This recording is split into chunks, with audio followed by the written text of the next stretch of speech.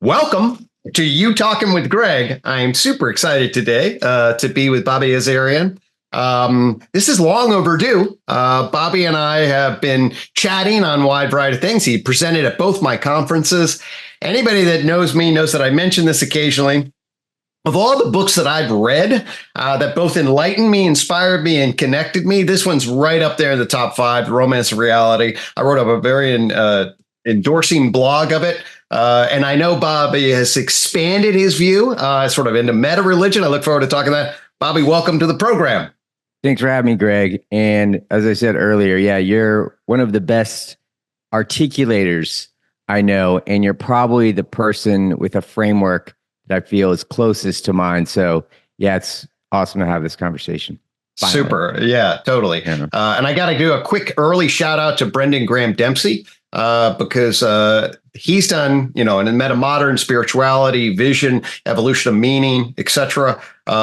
He has done an enormous amount to basically build a worldview that draws on both of our stuff, synergizes it in a particular kind of way. And I see our synergies through him tremendously. So early on, I wanted to say that connection. Yeah, and I actually would say I take back what I said. Brendan's is probably the person's framework that's closest to mine overall, but in the realm of psychology and kind of social psychology, where you have the behavioral adjustment theory and the justification system theory. Yeah, that all aligns very closely to my sort of model of the brain and mind. But yeah, you two guys it's awesome to see what you're doing because it just makes me feel like I've been going down the right path, and it's like everybody's kind of converging on totally. That's the word, right? There's lots of convergence. Meta modern framework. This little corner of the internet. So actually, why don't we just start a little bit, back up a little, and we'll certainly get to meta religion, and then we'll back and forth kind of use this opportunity to sync our systems up. If you have questions, you just started to read, and some people know this, but I'll announce September 20th, I think, will be UTOK, the Unified Theory of Knowledge will be coming out. Bobby just gave me a nice little blurb on that, reviewed that. We'll get into that some. But first, though, Bobby, tell us a little bit about how you got here. How did what path did you take? I know a little bit about this, but our listeners will be really interested, I think, to get to the place where you wrote Romance of Reality. Wow. Yeah. I don't know whether to go back to childhood and tell my life story or just talk about the last 5 years or so.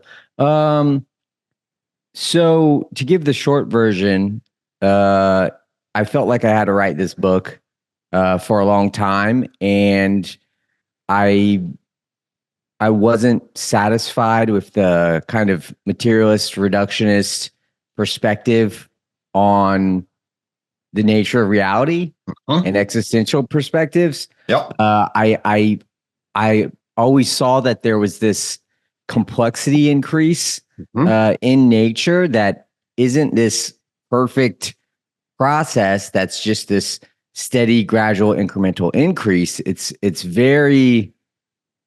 super complex, and there's unpredictable things that can happen in this process, but there does seem to be a general learning process where life is always advancing through trial and error, through the evolutionary process, through basically the Darwinian process is a learning algorithm. So I saw this kind of tendency towards complexity that philosophers basically called a cosmic teleology. And I wanted to make a really rigorous scientific argument for that. And I won't tell the long version of the story, my life story. Maybe later we'll see where the conversation goes. But I will say that there was a spiritual kind of motivation there, something where basically I was turned off to organized religion early in life. I had a dad from Iran who had a Muslim family and a mom from Kentucky who had a Southern Baptist family. Well, that's an interesting dance. And each religion thinks the other family's going to hell for eternity, right? So that didn't sit right with me, but I did, and maybe it was because I was kind of raised a little bit religious, that I did feel that there was some sort of meaning and purpose in nature, but I really do think that's what the world around us is showing us. And so the book was also motivated by trying to show that, okay, this isn't just a fantasy, like something that people like want to believe. This is actually, when we look at everything around us and we really get like a big history kind of view on the universe, we see this clear trend, and that has all kinds of implications, which, I don't think anyone has even sorted out yet. But I do think there's something like a design, and I feel comfortable saying that word now. Whether what is the designer? Is it the evolutionary process? Was it an evolutionary process, or was it a creator God? I'm not sure there's much of a distinction between those two things, because if reality does have this tendency towards order and complexity in the universe, and maybe the universe is nested in a larger base reality, that there's this fundamental tendency for the world to self-organize. And that tendency, if it goes on and on, like I believe it does, I believe it's this really robust process that's kind of built into the fabric of reality. If that goes on and on, it's going to lead to intelligent agents that then become world creators. And we're entering that stage right now with our technological capabilities. And so it's really interesting. The way I see it is, if we demonstrate that we can do something in reality, in nature, then that immediately gives an epistemological justification for the belief, for the possibility, for the scientific theory to emerge that we are such a creation. So that could be seen as the simulation theory, and I think that's functionally equivalent to a religious theory with the creator. It's just a specific version of a simulation theory. And I'm at the point where I don't think we can rule that out. It's not just that I want to kind of show that there's this kind of cosmic teleology that's mechanistic that we can understand. It's also that I don't think we're justified in saying we know 100% with 100% certainty that this is all there is. Right. Sure. So how many layers are there to the onion that is reality? I don't know. And that's probably where a lot of us have aligned views, like you and I and Brendan and Alexander Bard with syntheism. I know that was an influence on your elephant sun god, which is kind of a meta religion too. But yeah, I'm not in the name of being a good naturalist, I'm not willing to be like, this is all there is. There is no God, but we're creating God. I love that. That's true too. But at this point, I'm not willing to rule out that the world we inhabit isn't created by an intelligent agent.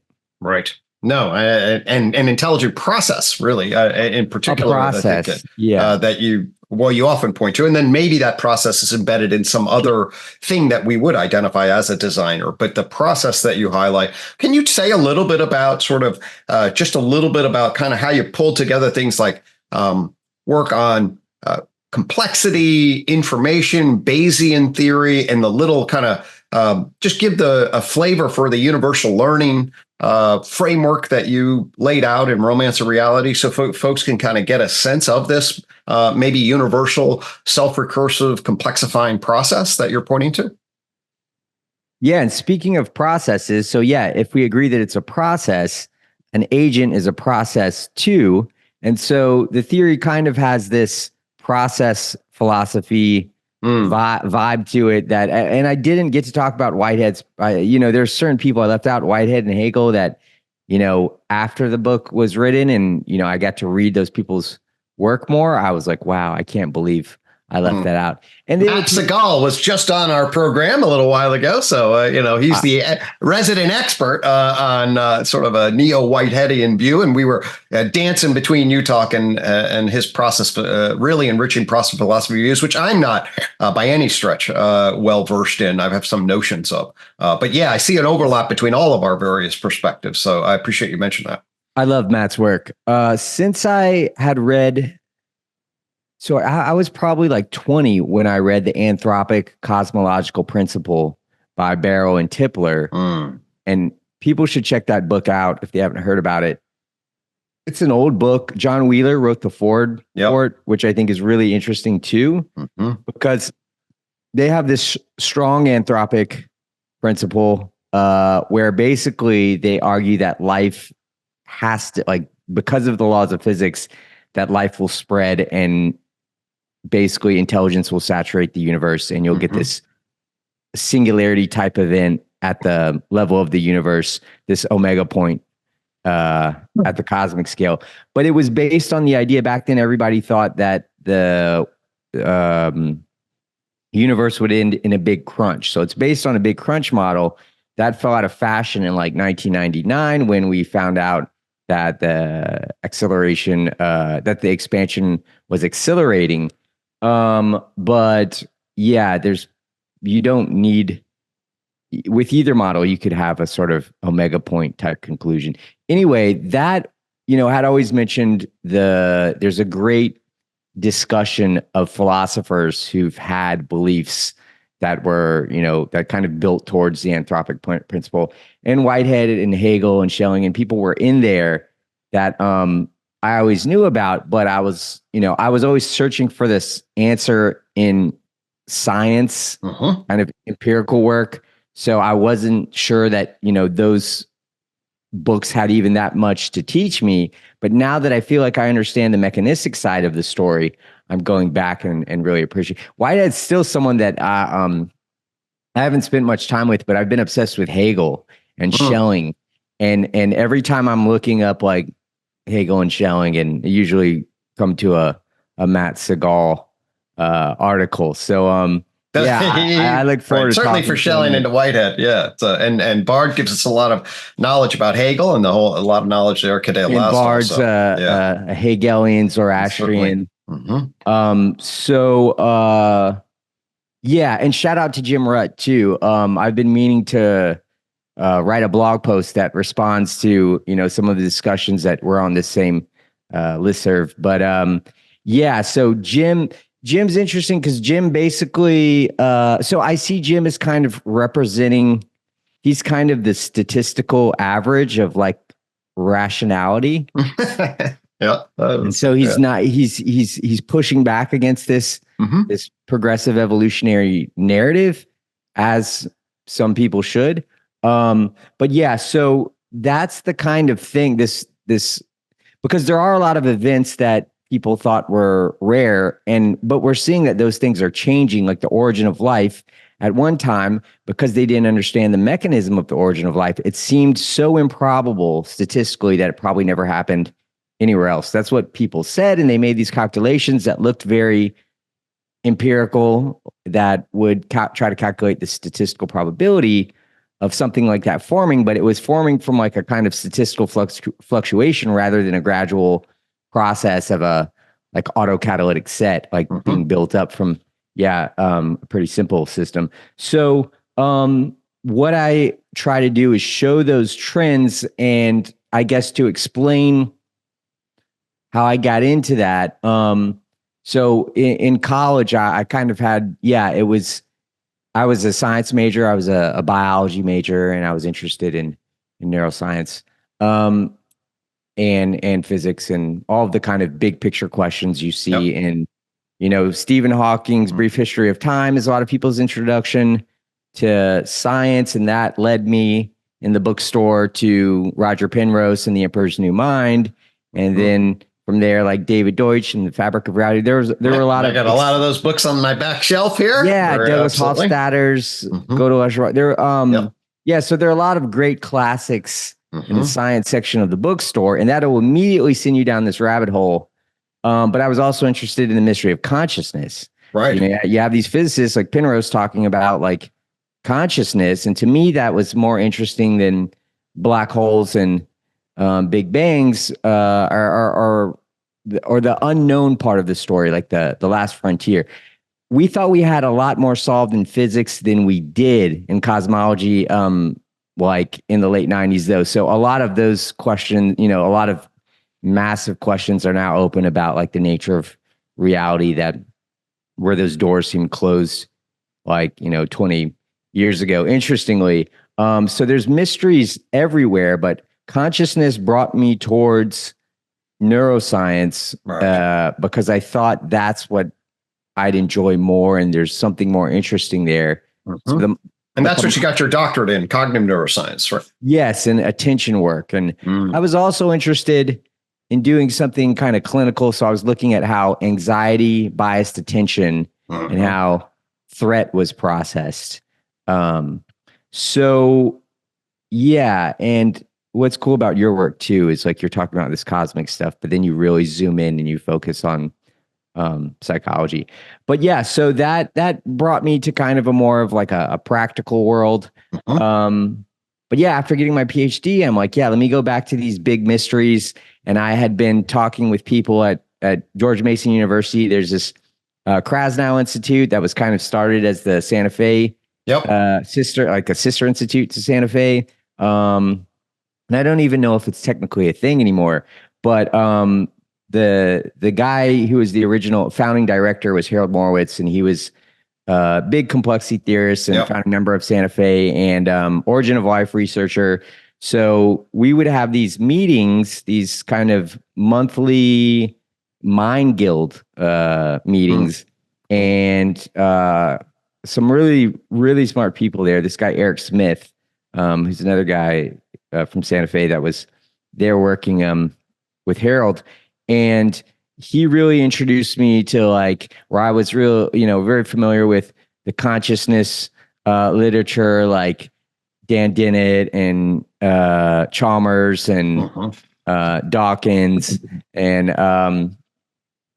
evolution too. But just there were those all stars. I got more into, for example, just introduced me to like thermodynamics, statistical mechanics, epistemology. Yep. So, yeah, and he knew a lot about philosophy. So, he would assign like readings of like Kant, and Popper, and he had this view, this belief that there was this complexification process that, for example, Teilhard de Chardin had written about, and he was critical of some of his ideas, but basically he was like, yeah, he has the right idea, and he wasn't afraid to kind of champion Teilhard.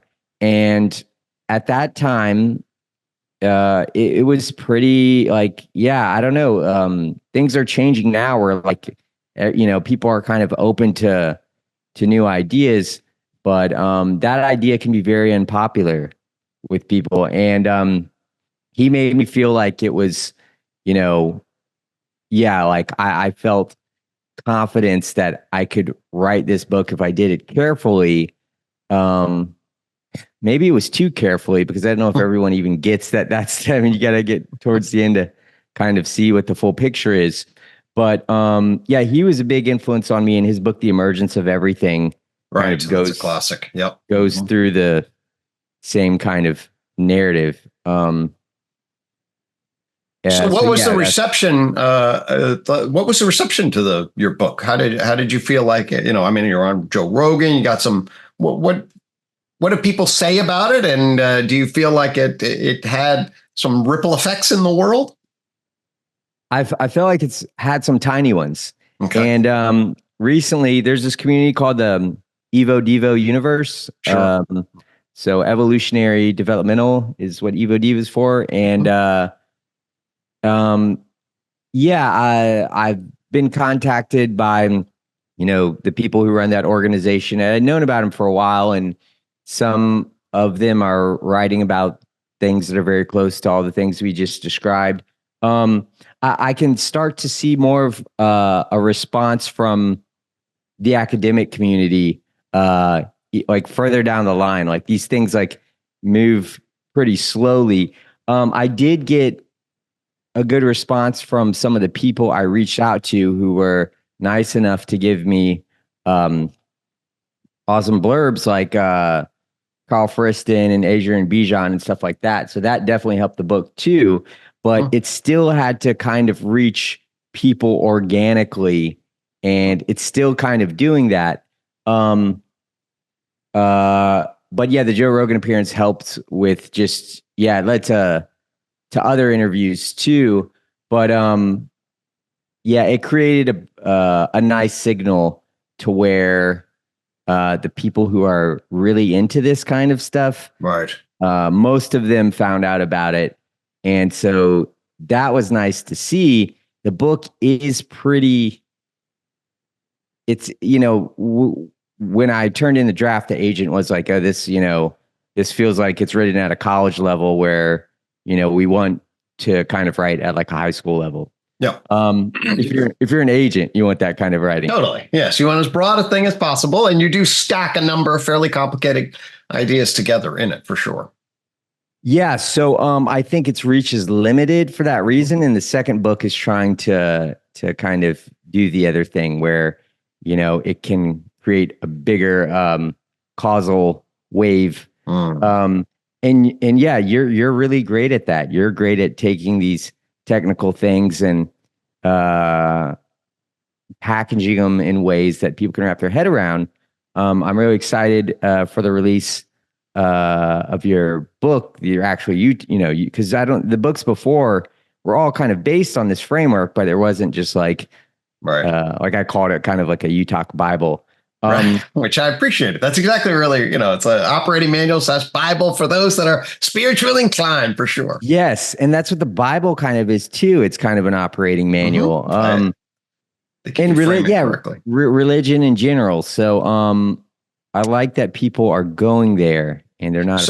So after your book, you then started, or maybe if it wasn't after, correct me if the sequence wrong, but you started this Road to Omega idea. Is that still sort of like and I have an essay here on meta religion I want to talk about, but maybe you could share a little bit about at least starting to try to plant some seeds and get folks oriented, and maybe that's where you're headed in your next book, huh? Yeah, so Road to Omega is the name of a novel I wrote before I wrote The Romance of Reality. Oh, okay. It never got released, and I'm actually going to rewrite it. I might change the title to Waking Up the Universe. Okay. But that's kind of what the Road to Omega means. It's this road, it's this trajectory towards the Omega point. And at this point in the evolutionary process, when self-aware agents emerge, the process doesn't happen on its own. We have to try, we have to put effort into making it to Omega. But the weird thing, the reason that I see this as this inexorable process is because we're free, but we're not completely free. We have a will to survive. We have this survival imperative. And basically, it's going to force people like us to try to come up with solutions to this problem of collective survival, for order existing in a world that has this tendency towards disorder. But it's not that the world's indifferent. The way I see it is the process of cosmic evolution is a dialectical process, and you need that tendency towards disorder because it's the tendency towards towards order and their interaction that creates this ratcheting mechanism that creates continual complexification. So yeah, the Road to Omega, the idea of the Substack is kind of like laying out the theory in a way similar to the book did, but more relating it to where we are right now as a civilization and understanding that so the evolutionary process happens in these stages, which you can call metasystem transitions. So basically there are these phase transitions, non-equilibrium phase transitions, but transitions where things come together, systems come together to make larger systems. And these are also called evolutionary transitions in biology. And that we're on the verge of such a transition. And then those complexity theory sciences give us a science for understanding the nature of these transitions. So, for example, you'll see a period of chaos before transition to a state of higher order, because the chaos, the injection of chaos, and they'll do this with AI systems to like prevent overfitting. The whole process of evolution, not just Darwinian evolution through variation and selection, but self-organization in these metasystem transitions, it's all doing error correction in different ways. But basically, we live in a reality that's kind of noisy, and then these patterns sort of crystallize out of that noise because of the laws of nature. And then you get the emergence of agents, and through evolving and learning, they're building up a model of the world, a representation of the world. And then those agents have to make decisions based on the knowledge they've encoded. It's not some past trajectory simply that it's just one state leads to the next state. These agents start encoding patterns of the outside world, and then they have a perceptual experience of those patterns. The actual systems are control systems, and they become self-reflective control systems, and those agents are actually making the decisions.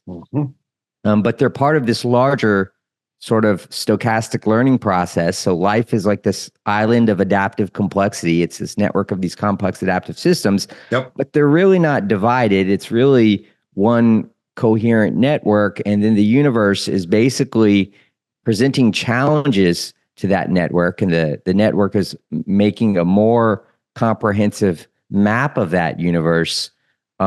So when you're starting to see those major dynamics in this process, you can start looking to philosophy and even religion to really understand those mechanisms better.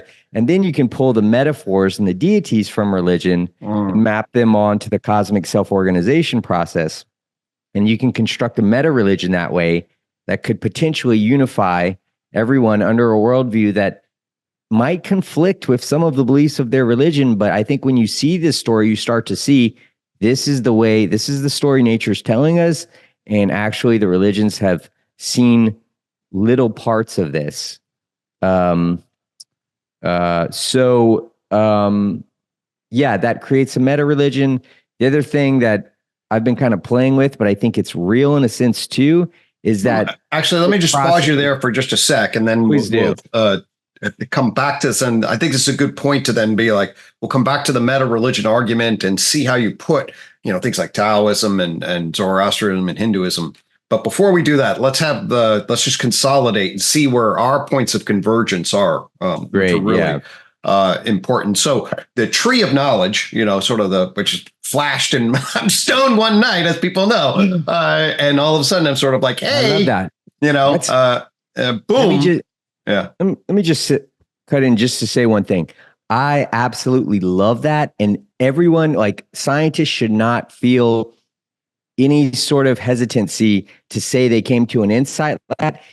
It doesn't invalidate the insight. It's actually, that's the way that we should be doing things. I mean, that's the way great ideas come to you. Not specifically that way, but yeah, being open to like exploring new spaces of ideas. And all of the greatest scientists, I believe, are mystics. And I think they would try to, the greatest ones. And it's something you're on that edge of madness, but you're really pushing your cognitive system to see kind of like the deepest things of reality. So I love that you're. Well, actually, I'll put it right in your terms. So, because I share this kind of view, which is learning and evolution. And I see what, at least the impact that weed has on my system, is it lowers the threshold of association and increases variability. Okay. So basically I'm getting flooded by new associations that my normal state would reject. So I can then flood and increase my variation, which it does mean in this, kind of silly meme sort of sense. Sometimes I'll see something in a stone saying, oh, that's really cool. And then later like, no, that's sort of a false positive, right? That's really, at least in this more conservative view, that's not that. But at the same time, I find an enormous number of diamonds because I've increased the variability. So at the level of variation, selection, retention, this turns up the knob of variability. You see, you mentioned deep learning systems will increase variability to prevent overfitting. Basically, weed smoking is increasing variability for me to prevent overfitting. Yes. And this is an example of an inside of fit, that happened in 1 second, or not one, however long. There's no errors, hardly any errors in that diagram. But what it represents is the stack of complexification of variation, selection, and retention, stack of complexification that points to the idea that out of energy comes matter, matter, life, mind, culture, and that we're headed towards something, right? That there's an organizing point. So this is why you delineate this learning process very, very well. In a multitude of different elements that I haven't specified. I've got this sort of big picture that I hone in on psychology in a particular way. But both of us then see the stack of complexification, variation, selection, retention, learning process, bringing together, jumping through particular elements, and then providing a system of orienting us towards higher recursivity. And that's the fifth joint point, is this higher recursivity, which shares a lot with the whole omega point, and how to bridge science and spirituality together. Because now we can say, well, we can describe what is, but we can use that ultimately to orient about how we want to be. And that creates a much fitter, tighter network of our is-ought knowledge systems than you and I currently get in the academy. I mean, we split it all up, and science says this is true, and then we can wonder about morality. But I think the systems that we're offering is like, well, those things are really bound together in this worldview. They bind together is and ought in a particular kind of way. And they also orient in a particular sort of way. And so this is why I love your omega point. And when you were talking about meta religion, I'll read this thing real fast that starts this: constructing a meta religion, mapping concepts from Eastern and Western religion. Anybody that knows UTOK knows that I'm very appreciative of that, onto a story of self-organizing universe. Here's the opening paragraph. In the history of human thought, no single idea is as far-reaching or profound as the concept of a self-organizing universe that inevitably produces life, consciousness, and culture as it moves along a trajectory toward a maximally complex and maximally aware state of existence, an omega point, as it has been called in the philosophy and theology literature. That's a beautiful opening line, and I find that that's our fifth joint point, at least a contextualized omega point, where we find. So I just want to really highlight that and show tremendous amounts from very different, independent paths, huge amounts of convergence. So that's beautiful. Yeah, thank you for that. So if you understand that this process is occurring, you can start to see the stages, and you can start to see the stages as these meta system transitions, when they create life, it corresponds to different levels of self-reference and self-modeling. And so, that's what your kind of system, where you have these different minds. That's the same thing I'm showing, is that this hierarchical self-organization process. And the new book has a lot of stuff that corresponds almost perfectly to your tree of knowledge. But I also wanted to say, where you talked about increasing variation. So basically you have this story where that makes the stages kind of predictable. And then you have an understanding of organisms as these kind of embodied theories about how to survive. And then when we're making like scientific theories, or just during the day when we're making kind of predictions with our decisions, we're kind of trying to survive through trying to anticipate the world as best as we can. We're doing this process where we're kind of always evolving our model through variation and selection. And specifically, you have this larger story, and you can, map this meta religion onto that. But then you have these processes that have been, understood through science and philosophy, like the Darwinian dynamic, the dialectical dynamic, and the Bayesian dynamic, which is pretty much the same thing as the Darwinian dynamic. you start to see that you can use this information in kind of like a self-help or self-optimization system type way. And the way we need to start thinking is exactly like there's a lot of people out there that's like, okay, I'm going to write a play. Oh, I'm going to create this. I'm going to invent something. And we need to start thinking, it's pretty simple too. Like when you're exploring different ideas, how do you sample that possibility space?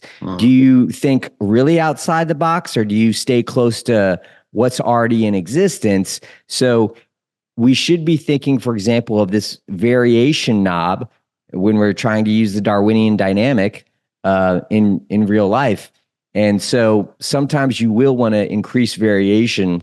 And that's exactly what you were doing. We can use tools like cognitive tools to increase the way we sample the design space, basically. And, a strategy could be, you probably want to be kind of aware of it at all times. And like sometimes you might not want to increase the variation as much as you might want to other times, like when you're writing a book, for example, rather than if you're just, doing research at a university, you might want to, there's the way you want to sample that possibility space will be like constrained in certain like areas of life. So when we start thinking like that in terms of like using the Darwinian dynamic, then we're applying the stuff from this theory in a very practical way. And that's kind of one of the goals of the next book, is to take all of this pretty like abstract work that seems to be getting at the kind of existential nature of reality, but start making it practical. And like practical in terms of ways of living, practical in terms of appreciating spirituality, practical in terms of cultivating the wisdom of other traditions, these kinds of things. Yeah, well, I think the one thing it does is it shows that we exist in a intrinsically purposeful and meaningful reality that's not just completely accidental. It's not this nihilistic picture. So that adds a kind of motivation to everything. The thing I was going to mention when I was talking about the meta religion is the framing and I kind of explored it a little bit in the last book and in old blog posts, but this idea of life as a game. And basically agents are not just competing, I was going to say, because cooperating is a big part of this game. But the evolutionary process, there's cooperative and competitive evolution, and you can start, like when you start systematizing this framework, you get a narrative that where you're talking about it as if life is a game. And the philosopher Alan Watts kind of had this sort of meta religion too. He would talk about Eastern philosophy and kind of try to map it onto what we know now. And he would talk about the cosmic game and that the universe is playing a game with itself. So yeah, I think there's this kind of religious framing. There's this narrative that instills life with a sense of meaning and purpose. And then there's a really practical aspect. And it's like, how do we play this game? If like Road to Omega is a reality game, Waking Up the Universe is a reality game, like what kind of decisions should we make? What kind of strategy should we use? So for example, when you're thinking about going through life and you're using the Darwinian dynamic, you specifically want to use variation and selection. For example, when you're creating things, you can create things and then basically create an extended mind, like have a little group that's working with you, and you've automatically created a meta system. And so you've kind of increased your cognitive power because now you have this extended cognition in the way there's the extended mind hypothesis, like your cell phone is an extension of you. Well, anytime you team up with people, you create this collective mind. And then, there's greater variation too. There's a more sophisticated selection process because then you have like, the critical thought of others who are helping put forth ideas if you're working collectively on something creative. And then you're collectively weeding out the ideas that aren't optimal, that aren't the best ones. Right. So you can kind of see the world from this multi-level perspective, and that these are systems that have that have world models, and basically you're using variation and selection to kind of change up your world model. And you're also using like Bayesian-like processes when you're just kind of using these evolutionary mechanisms, but you're specifically trying to decrease your prediction model's error. You're always kind of self-correcting. The Bayesian process is kind of the process that evolution does at the population level, but within an individual. But it's really basically all the same process. The third one I mentioned earlier is the dialectical process. You'll see that, when you get to the stage of emergence where you have culture and you have the emergence of ideas and worldviews, those worldviews are like evolving through variation and selection. Like a worldview will emerge, and then it won't be perfect, and then they'll basically create something that's a little bit different. But also there's a new process. There's this dialectical process where an idea emerging and becoming influential automatically creates its opposite. And it's the response to all of the apparent contradictions of this original worldview. And really the original worldview could be the right worldview. It could have things right, but you can't specify everything about a worldview in a book. So there's all these implications that are not understood, and then people will have assumptions about what it means. And sometimes it sounds like that, like this progressive evolution framework that I have, for example, what I'm learning now, what's going to be in this new book, like more emphasized than the last one, is how big of a cultural movement there was in the 20th century to push back on the progress narrative, because it had become associated with movements like colonialism and eugenics movements. And in a way, I could see that was kind of true. But yeah, the postmodernists wanted to kill these meta-narratives because they saw them as tools of oppression. And this progress narrative was really the big meta-narrative.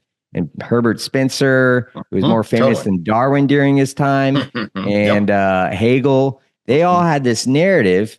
And so there's been this pushback where you get this progress narrative that I think was generally right. And then because of the dialectical dynamic, you have opposition to that, where they just tried to kill the idea.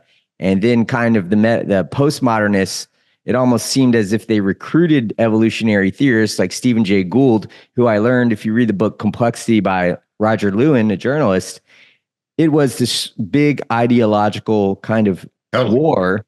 And Gould just thought the idea of progress was like bad for society. He thought it was like harmful. And then, and it's so weird how I thought it was mostly a pushback against Teilhard de Chardin and his book, The Phenomenon of Man, which had this omega point theory, and that Gould and these atheists are mostly motivated by trying to kill a sort of religious teleology.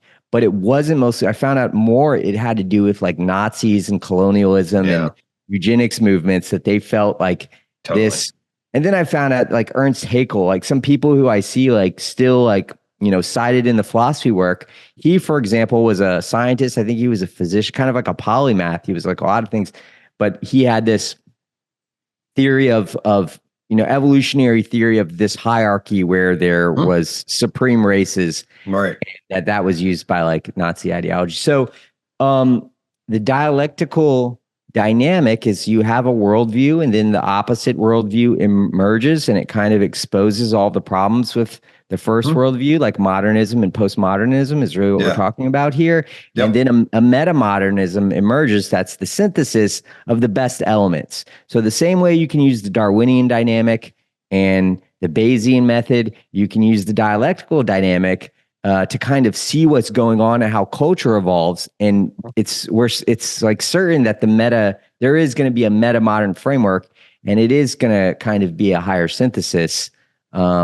And then when you really understand the dialectic, it's like, it gets really interesting, because it's not going to be a centrist synthesis necessarily. And it's good that it's not always, some people might say, oh, well, I see this with capitalism and communism too. But the synthesis isn't going to be like if there's a synthesis of right wing and left wing politics, it's not always in the center. It's going to take the elements that survive this natural selection filter. And yeah, it's kind of hard to predict exactly, where it's going and what that framework is. But what my book is, and what I think, books like yours also represent, and Brendan's, is this emerging framework that then kind of becomes self-aware of itself because it sees its position in the evolution of frameworks. It understands the Darwinian dynamic and the dialectical dynamic and the larger growth of knowledge, which is this kind of Popper's evolutionary epistemology. That growth of knowledge is a Bayesian process too. So I basically say the evolutionary process is doing this kind of error correction that is Bayesian. And that life is this island that's this kind of stochastic learning machine, and it's encoding the rest of the patterns of the universe. And in that way, the universe is waking up through life.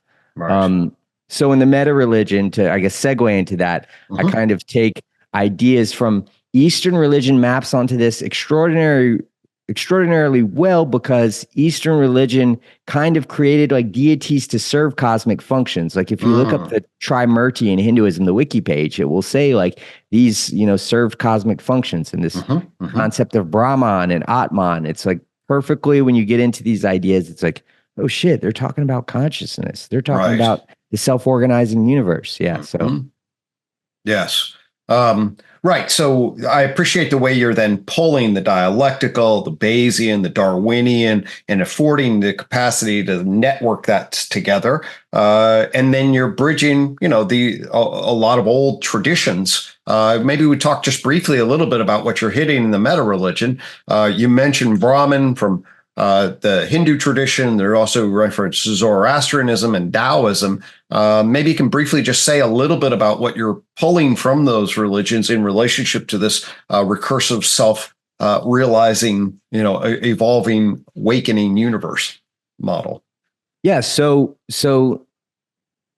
if you wanted to sum up the theory in my first book, you would say, it's a self-organizing universe, kind of that line from that first blog post that you read. It's a universe that's waking up through life.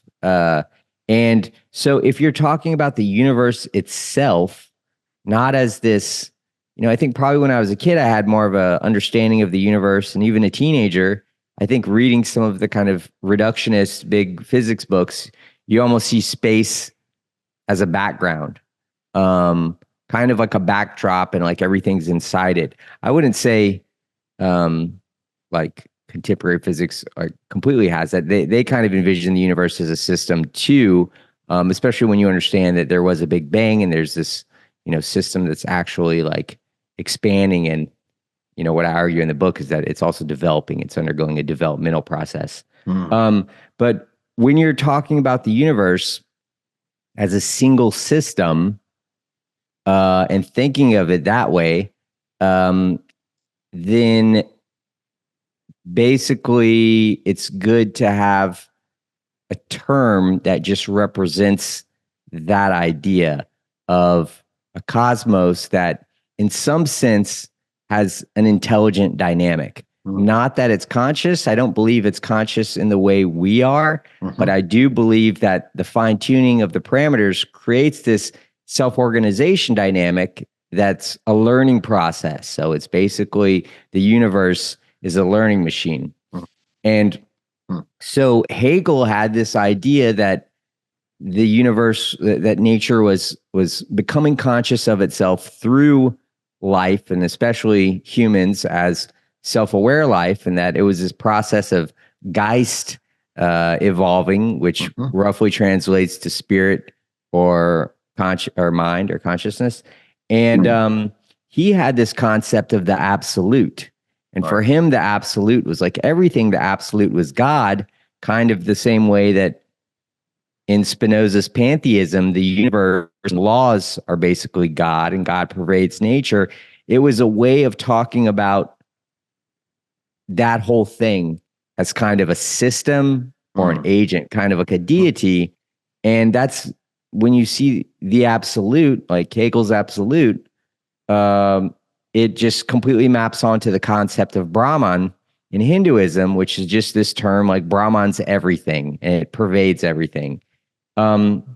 So you can see the evolution of the universe as this kind of game or story that's the becoming of Brahman.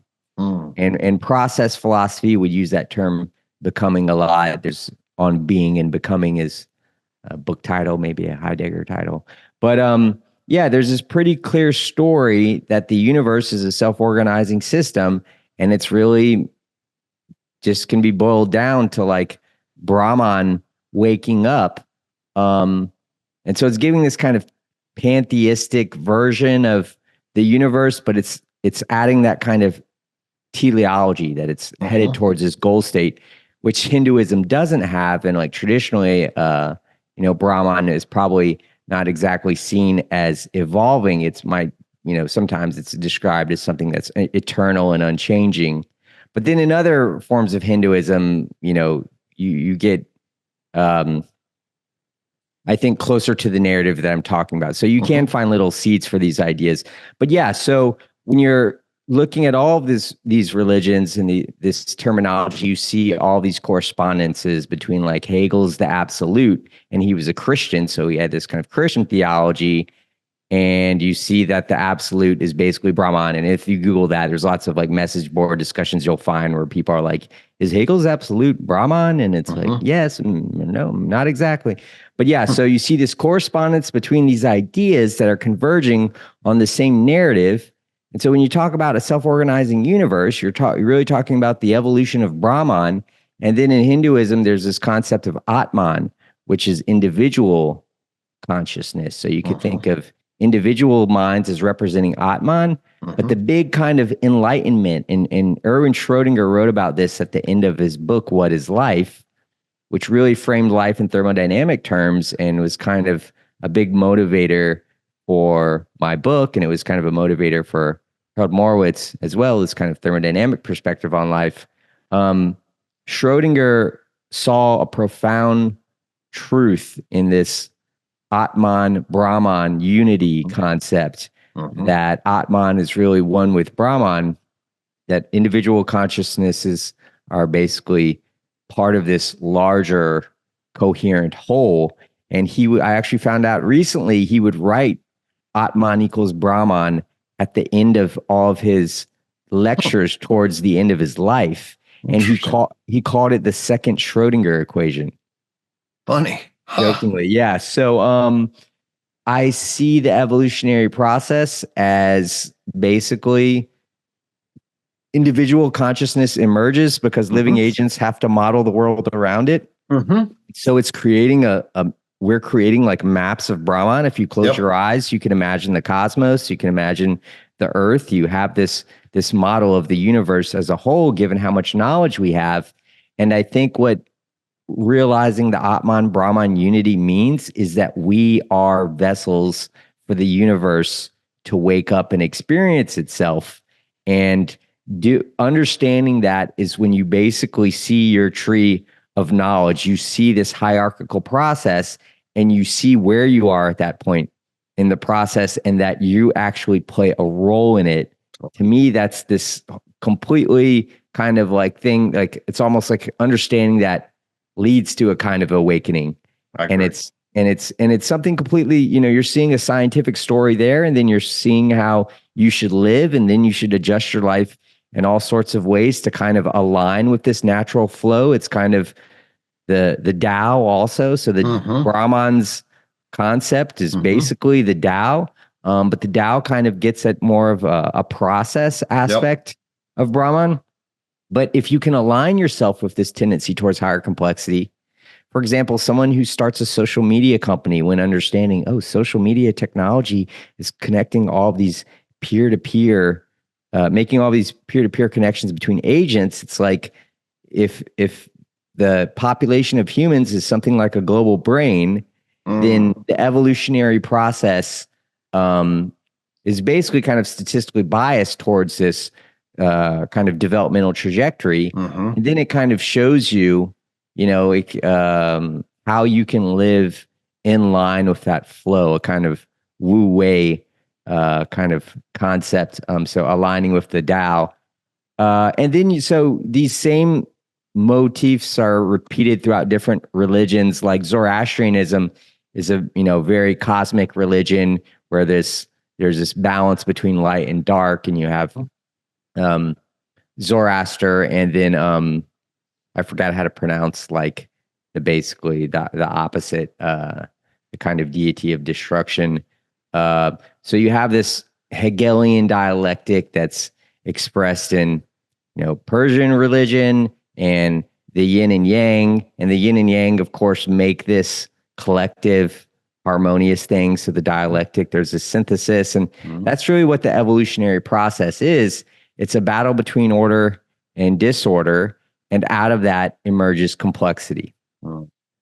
And the last thing I'll say about that is that like the Hindu Trimurti, so Brahman is everything in Hinduism, but they also have this Trimurti. It's kind of their holy trinity. And those three gods are all manifestations of Brahman. So it can, people might think, is it polytheistic or monotheistic? Well, I think the best religion in some sense, it's everything is part of everything, this kind of non-dual view, but there are agents too, because there are boundaries that must be, that are meaningful and have to be discussed to understand this story. So yeah, it kind of dissolves a lot of boundaries between philosophical schools too. And it kind of shows, okay, yeah, you're all right. You're all seeing part of the story. But the Trimurti is interesting to me because they have Brahma, which is this kind of god of creation and order, which I see as this tendency towards organization, this evolutionary tendency. And then you have this Shiva, which is this god of kind of chaos and destruction, which is kind of this tendency towards disorder. But destruction is needed for this creative process. It's the natural selection process, basically. It's eliminating the less resilient designs. And so then you have Vishnu, instead of just having a dialectic where it's yin and yang, you actually have this kind of emergent deity. I see Vishnu as representing life, as representing adaptive complexity. But really, we're kind of the full manifestations of Vishnu, which I should say is the preserver god, because life is the only thing that can continue consciousness into the future. And the complexity of life, which is really the pinnacle of complexity in the universe, will pretty much end when our star explodes, if technologically advanced civilizations haven't figured out how to spread throughout the universe. It creates this imperative that we need to survive. And I believe as we become more intelligent, that future challenge will become more important to us. And it's already becoming important to people like Elon Musk for, SpaceX, and that this kind of understanding of the world kind of drives that. And I think that's how the process works. But yeah, I see us as intelligent life as Vishnu, the preserver. And we still have this struggle against Shiva. So there's kind of this dialectical aspect all throughout nature where there's two tendencies fighting and they lead to the emergence of something higher. But then the dialectical process starts again. Love it. Yeah. So I'll make a couple of comments just in parallel. So first, I really appreciated the Schrodinger. I hadn't heard that. I've certainly heard Atman and Brahman connection. So we have a little, Masi, my partner, and I have a little UTOK credo. And the first belief is I believe in the garden fractal. And so the garden fractal is essentially very parallel to the Atman Brahman kind of idea, which basically is I am a complex adaptive system that mirrors the world, and I will navigate that, and I will try to be in right relation to progressing across a complexification toward the omega point, and I'll manifest that within me, Atman, and seek to mirror that within Brahman. So at least I heard that and saw that parallel. I hadn't thought about that before, but when I read your thing, that jumped out at me, which I thought was really cool. And once again, you see these kind of, as somebody who's an atheist, grew up on Dawkins, where I find myself, it's a fascinating place, in terms of I haven't, the grayness of the world in terms of what's potential and what's on the edge of it and what I embrace and all of that is really fascinating. So I found what you wrote there in the meta religion view and the bridging that you did and the comments that you made across those three, and then bringing them back to Schelling and Hegel to be really powerful, meaningful, resonant with a UTOK view. Does your new book have a title?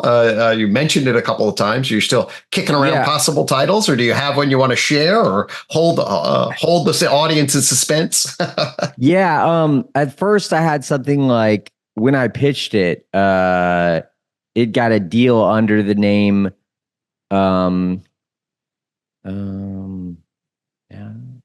a unified theory of reality. So it was UTOR instead of UTOK.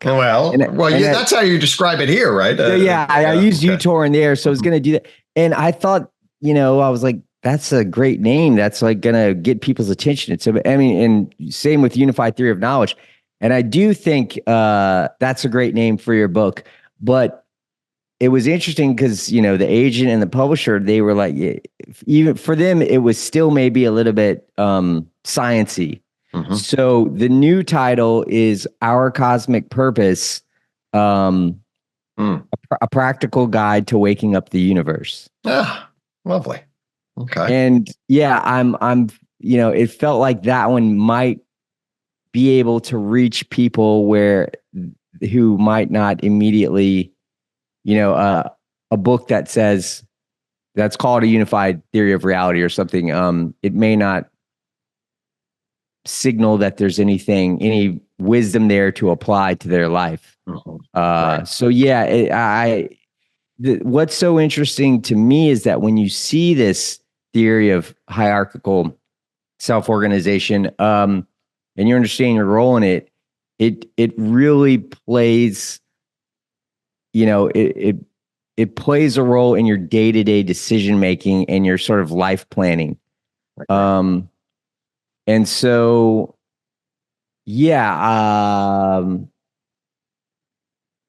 I think I'm hoping it'll be just as practical as it is kind of existentially informative. Yeah. Yeah. An analogy that I would use is like, so when I'm, the worldview I brought up and, hey, basically, we need to construct meaning. There is no capital M meaning, because my dad was actually an evangelical Christian, and he basically set the tone a lot for our belief. Not that my mom was not important, but she sort of went along. But by the time I came along, that had all dissolved, and he then transitioned from a Billy Graham evangelical to a Dawkins-esque kind of atheist, where there is no capital M meaning. So we need to do the best we can. It does, of course, matter if you're suffering or not, but no capital M meaning. So you just, you live at the level of the self, and then you make the self as meaningful as possible through some sort of creative utility. And if you win the game of life, fine. But there isn't anything beyond that. It's a constructed little M meaning. And what this enables you to do, and in fact, I'm working with some people on what we call sort of the revolution, the mindedness revolution, which is going to then build off of some of which I talked about, mind 1, mind 2, mind 3, and point to a mind 4, point to a self-organizing, transcendent, transpersonal. Of course, this is a Maslow kind of idea, but build off of that, to see yourself as a note in the symphony of complexity, right? Instead of, oh, that's all I am. You're actually, no, you can see a pattern where you're a note in a larger music, right?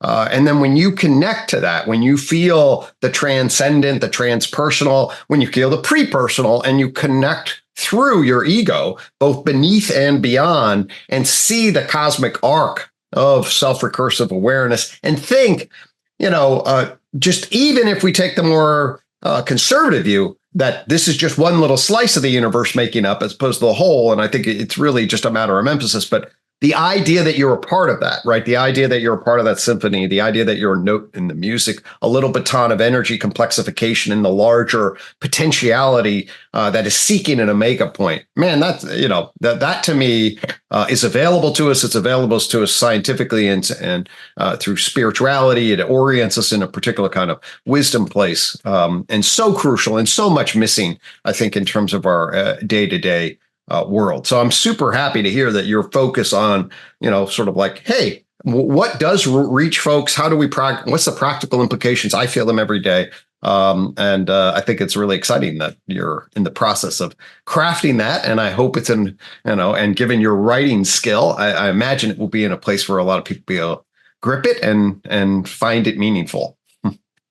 Thank you. Yeah. Beyond like those dynamics I mentioned, the other thing I stress in a later chapter is this hierarchical model of the mind.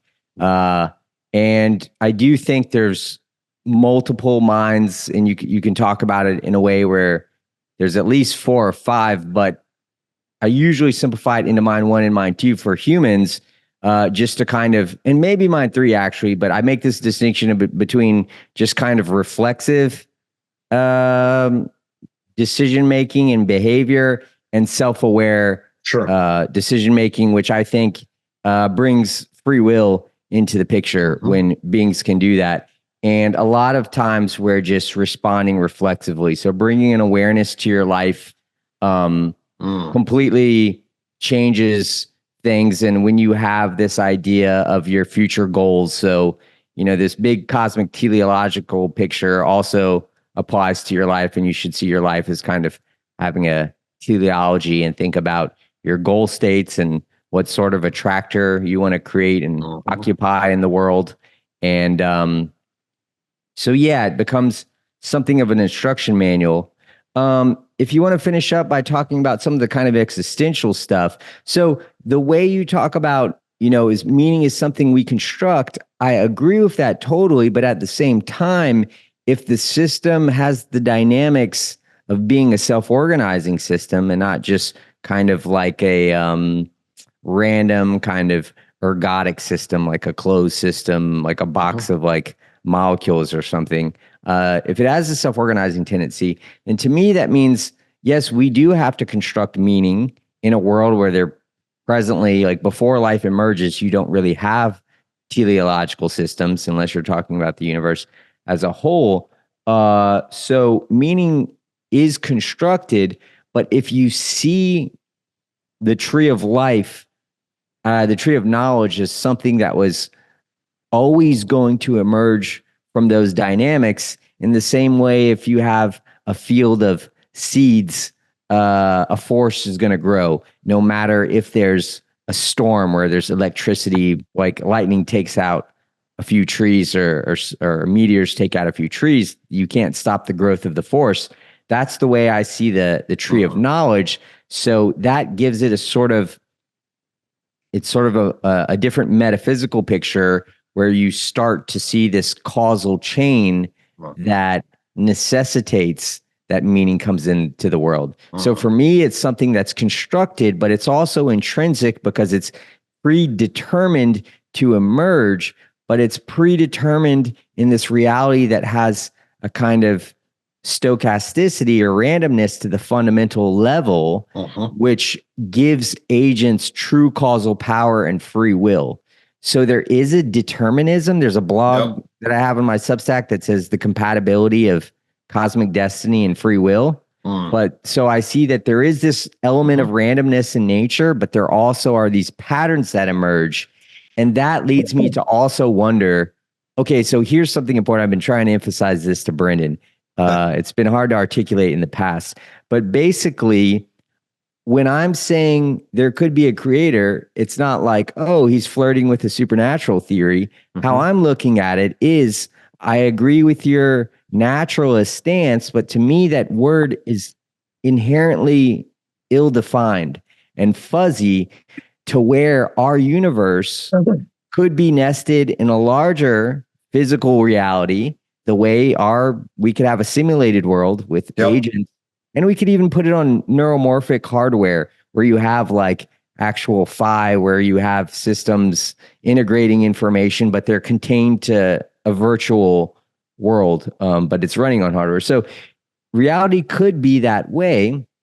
It could be that I wouldn't bet on this, but it could be that we find some way to communicate with the agents that created us in that base reality, and we might find out they have no idea where they came from. Like, what idea is scarier? Like, imagine we found out that there was a God, and maybe there were similarities to the Christian religion. Like, we essentially find out that Christianity is true, and then God is this thing that created our universe and actually cares about our life struggles. Because I saw that, you consider yourself an atheist, meaning you don't believe in a God that cares about our struggles. For me, all options are kind of on the table. But so why it's still naturalist to me is like, we could find out that we're creations in the same way that we're creating AIs. Maybe that God wants us in our evolved state to answer his deepest intellectual questions, the same way I'm asking ChatGPT, is there a God? Like, I'm hoping we can create like an AGI that gives us the ultimate answers to existential questions. And I was thinking it'd be kind of funny if everybody that was religious found out they were the right ones, but then their God wasn't as omniscient as they thought, and that the God was unsure about the true nature of all of reality. It's like, yeah, you're a creation and I care about you, all that stuff too. It's like finding out your parents. It's like, yeah, finding out like your creator is just as scared and kind of ignorant to like the true nature of reality. So it's kind of fun to think about possibilities like that. But my ultimate point is that agent, if there is one, would probably exist in a similar self-organizing reality, and that the major question isn't between is there a God or no God.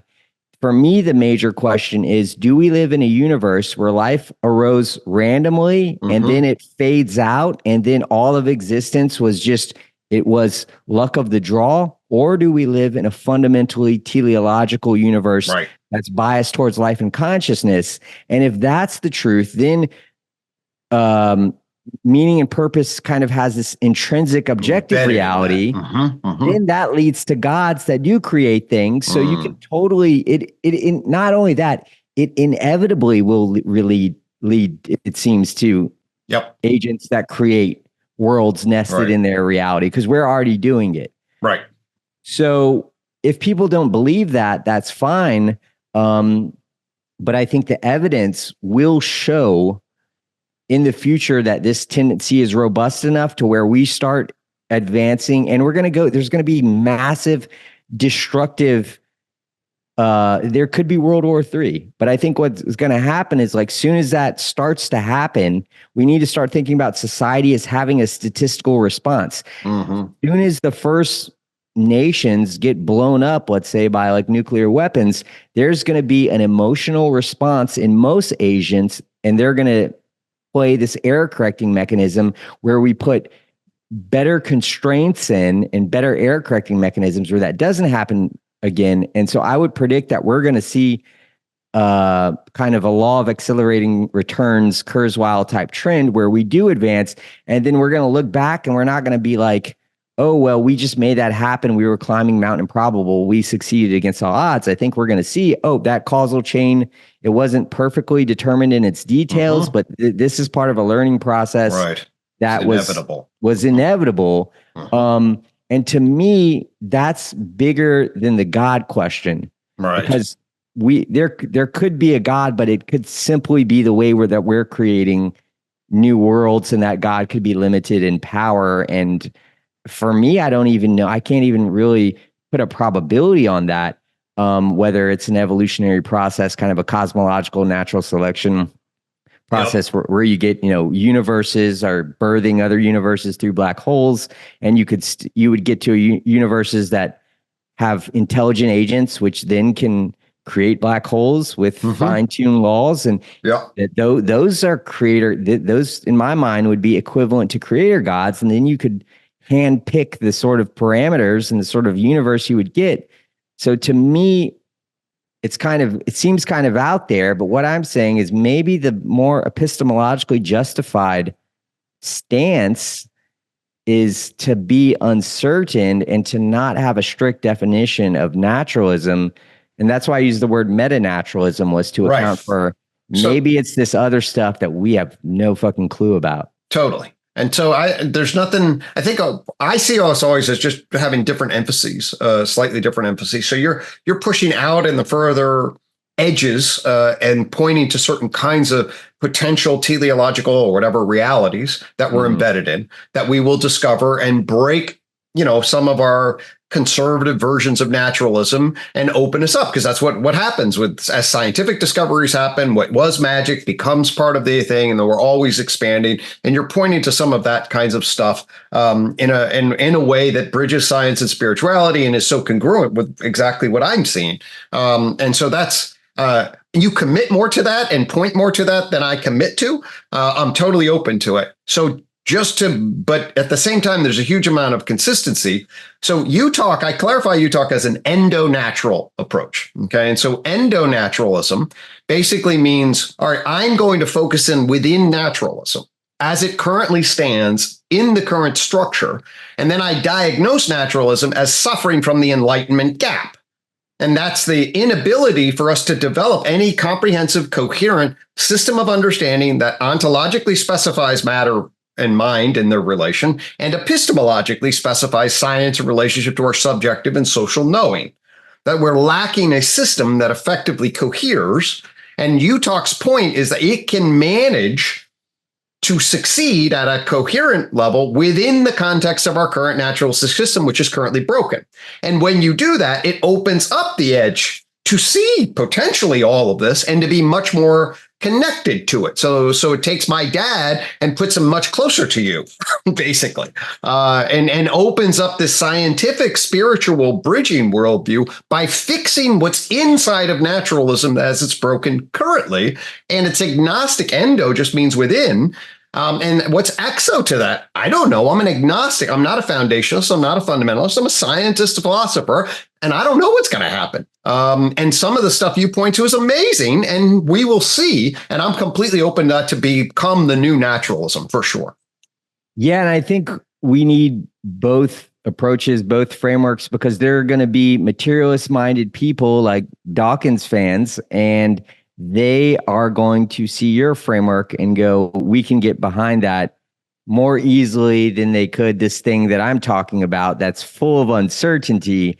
But so I think, writing my first book kind of tried to do what you're doing more, where the second book, to me, focusing on the meta stuff that we don't know, introduces something really playful to things, and where the religious people and the spiritual people who love the kind of, magic stuff, it's like, hey, the world is actually really magic. And because and the thing is, like, I think one thing that we can probably be pretty certain about is we don't have all of the answers. Like, we haven't figured it all out yet. Amen to that.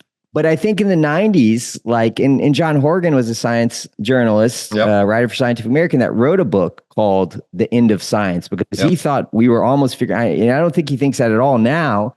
But David Deutsch pushed back against that in his book. And he's kind of like, always pushing back against that kind of idea. And then they become friends, and I think they have a discussion about that. But since there's this, you could call it an epistemological horizon, where there are future paradigms that are going to expose errors in our current paradigm, and tons of things we don't know, and tons of technologies that would be completely indistinguishable from magic given our current framework. We're going to learn new laws of physics. I mean, totally. There's just no way. And I always give the example, just like using a garage door opener, just like when you press a button and then it looks like it's not causal, because to anyone else in Newton's times, like, we didn't have a theory of electromagnetism really until Maxwell. So, like, even that would look not causal. And then you have things like entanglement and where you really, it's not causal in the same way that we understood. It would look to defy causality. So because what's possible, the vastness of what's possible that we haven't figured out how to unlock is indistinguishable from magic. Like the world really, and especially the future, it is such a magical place. Love it. I mean, it's going to be like Avengers, and it's funny how they mix like Doctor Strange. Well, they'll mix like Iron Man, which is pretty grounded in our reality, with like Thor that does magic. And Doctor Strange is kind of like at that threshold. Love it. Yeah. But you totally see how, you can very easily explain all of Thor's magic with it. You could use like science to explain anything, right? I mean, I think there's a book, Harry Potter, where it's like quantum mechanics is like explaining how these. So the future is super magical. As scientists, we should be looking for that magic. We should be like that should be what we're always after. And I would love to see like there be like a united peace agreement where we just make an agreement to demilitarize, and all of the money that goes into military go into trying to find new scientific and technological magic and trying to defeat death, to extend life. And I think if we did imagine if we used our whole budget, the world's budget, all the nation's budget that they spent on defense, and we immediately put it into like, and I think that's how AI is going to save us. And everything, everything that's powerful, and because of this dialectical dynamic, it has the potential to destroy us too. And I think it will be used in that way, but that's always going to elicit a response where people are using it for good as well. But I do think if we took all that money and we put it into AI, we could probably extend our lives enough for that escape velocity. I forget the term the transhumanists use, but basically we keep extending life, which gives us more time to progress technologically to where I think we're the first generation of humans that could potentially live forever. All right. Well, that's so yeah. I mean, I think that so I love the way you frame that. I think you're pointing out to the epistemological horizon. I would say I'm just trying to get the ontological picture of what we have clear, so we know what the hell we mean by mind, for example. And in so doing, create a particular kind of grounding that then sets the stage for us to coordinate some and get our values in order, so we don't blow everything up, because that would be unfortunate. Although the learning process would undoubtedly find a way to manifest itself. Yeah, so. we want to minimize. But in the short term, with our little garden fractals, I hope we don't push the button. Yeah, no, that's the thing, though. That's the thing that I think we're at the first point. Yeah, I guess I'll end it with that. We have a certain meta awareness that can allow us to avert catastrophes that more primitive minded humans just couldn't, because we couldn't see that natural process of cycles. But now we can recognize, okay, there's a global phase transition on the horizon. There's going to be a chaotic period. We could undergo collapse, or we could transition to a new, more resilient and adaptive structure. Let's funnel that. Like, we can't really control things, but we can kind of funnel things, and we can avoid civilizational collapse. Amen. So that should be our goal. That's certainly UTOK's message. I call that the digital identity global solution, and say, hey, what can we do to nudge it in that direction? I think you're doing the exact same thing. You're pressing our horizons, epistemological horizons, brilliantly. And I appreciate the work that you're doing as you shine the light on the road to Omega. I appreciate your work too, Greg. And yeah, I think people need to take your UTOK book and do the Jehovah's Witness thing and go out with pamphlets and pass around door to door. All right. Woohoo! Little UTOK seed planters. All right. Very good. Thanks, sir. Very good. All right, buddy. All right.